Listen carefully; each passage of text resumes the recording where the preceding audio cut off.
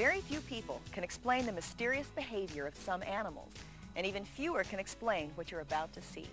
It's the story of a boy who nearly dies in the woods and is saved by the very animals he set out to hunt.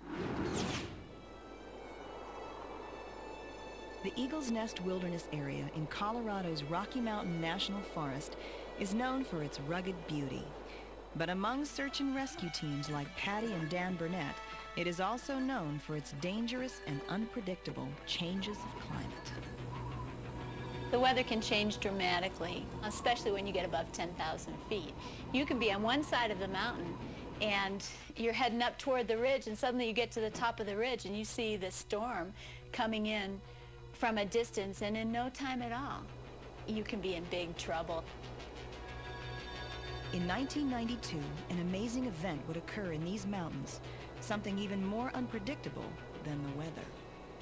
There's a great nesting area just over that ridge there. Derek Patton and his young son Ryan had visited the mountains for a day of hunting.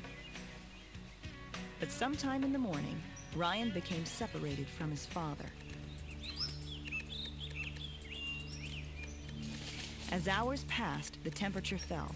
Derek's fear grew, for his son had been dressed in only light summer clothing. Ryan! Around about 3 o'clock, I decided that I better go down and get someone up here to help search. And you're sure that this is his boot? Yeah, that's his boot for sure. Great. We're going to go ahead and start him right now then. Patty and Dan Burnett were alerted by the local sheriff's department and arrived in the remote area with their search dog Hasty and plenty of warm clothing. When they learned that Ryan had been dressed for summer when he disappeared, one terrifying word stuck in their minds: hypothermia. Hypothermia is a really insidious thing. People can die in the summertime with hypothermia as well as in the winter. All that has to happen with the human body is your core temperature drop a few degrees and your body will shut down and you'll die. Ryan! After hours of searching, there was still no sign of Ryan. Ryan! And to add to the nightmare, snow began to fall. There's no way that he's in this quadrant here. What do you think, Scott? No, I don't think he's in here. I really hope he found a place to shelter tonight, because I don't think we're going to find him this evening. With hope fading, the search had to be called off for the night.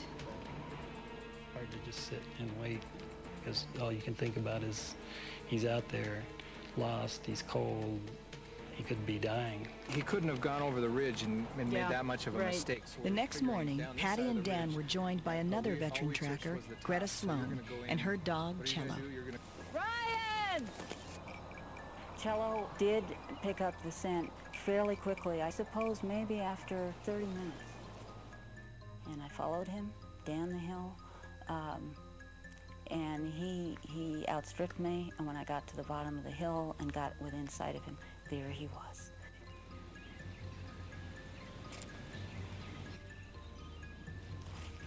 I offered him water, I gave him some food, and at that point he was indeed in a dangerous state of hypothermia. There was no earthly reason why this boy should be alive, but two mysterious patches of melted snow nearby caught Greta's attention. While they waited for help to arrive, Ryan shared his miraculous story of survival. Dad! I was pretty scared. I didn't know what was going to happen. Not having anybody else out there to answer, I could hardly talk. My throat was so sore from hollering that by night I knew I had to just stop and take it easy for a while. Terrified, alone, and freezing, Ryan knew he needed to find shelter. By that time, I knew that I couldn't see where I was going, so I'd walked over to where there were some bigger trees, and there was a fir tree that the branches went almost all the way to the ground. So I climbed underneath that so that I'd have as much cover as I could. Exhausted, Ryan fell asleep. Sometime in the middle of the night, a strange noise woke him. As his eyes adjusted to the dark, he saw that there were two large elk nearby. Go away! He tried throwing sticks and pine cones to chase them away, but they kept coming back.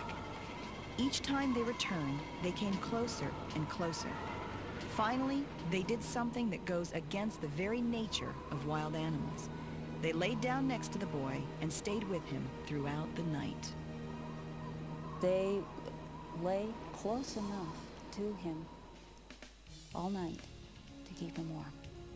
And that is how he survived. Rescuers were skeptical of Ryan's story until they saw the area where the young boy had slept. The ground was thawed where 2 large animals had bedded down. He would have been dead if it wouldn't have been for the extra heat source of 2 big animals laying down beside him. I believe his story is true. And one of the reasons I believe it is because I think it's totally impossible for him to have survived if it weren't. It's okay, Ryan. You're safe now. Most parents would do anything to protect their child, and no one would call it a miracle. But when wild animals show the same care and concern for a human child, the word miracle seems appropriate. The time that we have on this earth is an interesting time, and it was obviously not Ryan's time to go, because a miracle came to bear. That's why he's still around. I mean, I've heard of angels being disguised as humans, so I don't know why angels couldn't be disguised as elk.